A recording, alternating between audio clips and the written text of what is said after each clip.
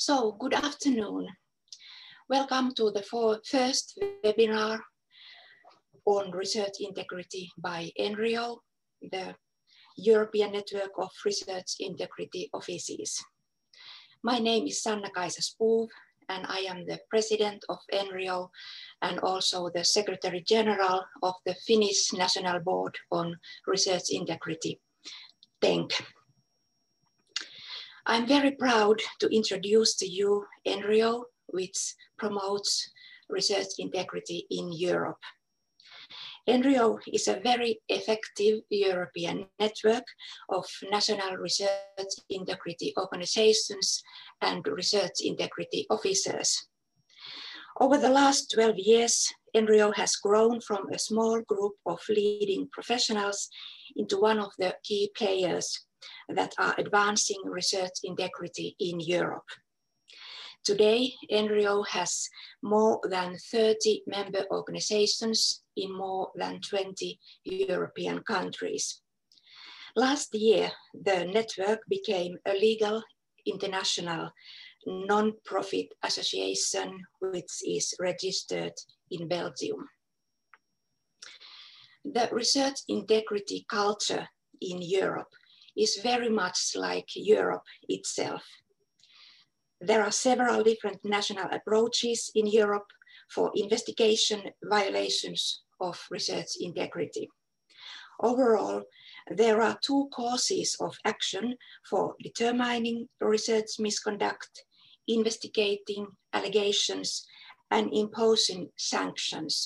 So first, a model based on legislation, and second, self-regulation model that is operated by the research community. And then there are also countries which do not yet have any national framework. Today, we have also the ALEA's European Code of Conduct for Research Integrity, which is aimed to harmonize national guidelines in Europe. If you are interested to learn more about research integrity in Europe, you can check the country reports from the ENRIO web pages, or you can always contact us or even join us. We welcome new members who can be national offices, as well as other relevant bodies or groups, even individuals that support our goals. This afternoon, we are going to discuss research integrity in the context of research and public trust in science during a crisis like COVID-19 and the long-term impact of COVID-19 on research integrity. We will also hear news from the European Commission with regard to funding opportunities for research ethics and integrity. Now I'm glad to invite Hjørdis Česnik to tell you more about the work of ENRIO. Hjørdis Česnik is the Vice Chair of ENRIO Network, and she is the Head of Office of German Research Ombudsman. Please, Hjørdis. Thank you, Sanna-Kaisa, for the introduction. I will just briefly share my slides. Okay, I hope you can see the slides. And as Sanna-Kaisa has just pointed out, the network of the European research integrity offices has continuously grown over the last decade, and I will now also give you some more insights into why and how ENRIO has become the stakeholder in Europe that it is today, and also what it means to be a member of the ENRIO Association. And one thing that I'm sure all ENRIO members or everyone who ever has attended an ENRIO meeting would agree on is that ENRIO is providing a very strong sense of a research integrity community at the European level, which is combined with the high level of professional collegiality.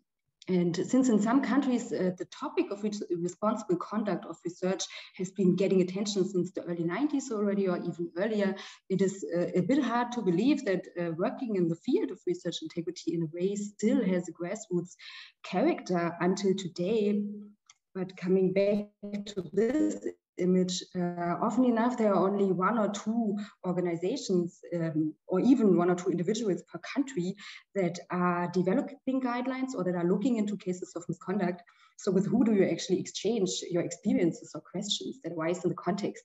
And that is why several colleagues who met at the first World Conference in Lisbon in 2007, the first World Conference on research integrity, the people who met there, who were working in national offices in a different fields promoting responsible research in Europe, they immediately noticed how highly beneficial it is to reflect on local practices with colleagues who work in similar positions. Because honesty as the core value of research that we kind of take as a given, but what does it mean at the practical level, where we are constantly faced with new scenarios, with questionable research practices, and also with highly individual cases of alleged misconduct? How do we handle these cases in a professional way? And this is where ENRIO actually plays a decisive role. The colleagues that met in 2007, they quickly decided that meetings should be regular because the mutual learning experience was so highly beneficial for everyone involved. And that is why the ENRIO network was officially founded in 2008 already. And ever since, the members have met twice per year in different European countries. And ENRIO connects offices that act at the national level, as Sanna just mentioned. But from the start, the network has also been very open to welcome individual researchers or individual experts that would actually show a strong interest in developing a structure in countries that don't have a national office yet. And it has also been very welcoming to experts in diverse related fields like teaching research integrity. The first chair of ENRIO was Dirk de Haan from the Netherlands Board on Research Integrity. He was chair from 2009 to 12, and he had actually played a big role in developing and strengthening the network. And he also was involved in organizing the second and third World Conference on Research Integrity, where he also once organized an entire session on ENRIO, which of course also led to the promotion of the network in a global context. And then in 2012, Nicole Vöger from the Austrian Agency of Research Integrity became the second chair. And she also elected two vice chairs, Torkild Winter from Norway and Azail Ruby from Luxembourg. And also Nicole Vöger has hugely driven the development of the network. And she has, for example, also always made sure that the ENRIO members are informed about new initiatives on new EU projects, but also global projects on research integrity. And she also has always put a strong emphasis on inviting international experts to the ENRIO meetings to broaden our horizons. And then in 2018, Sanna Kaisersbrof was actually unanimously elected as the next chair.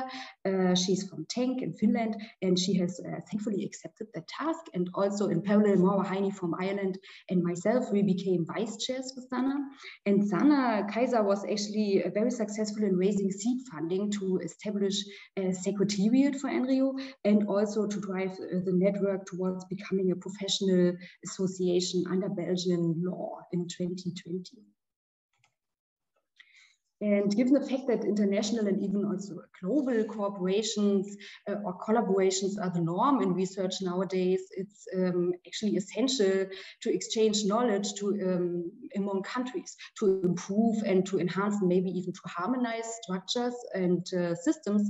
And all of us who work in the field of research integrity, we also know the complexity of the topic and also the high level of responsibility that comes with the job, not only with regard to the whistleblowers or to the researchers that actually face allegations of potential misconduct, but also when it comes to the communication, to communicating with the public and the media, for example, regarding the right balance of transparency and confidentiality.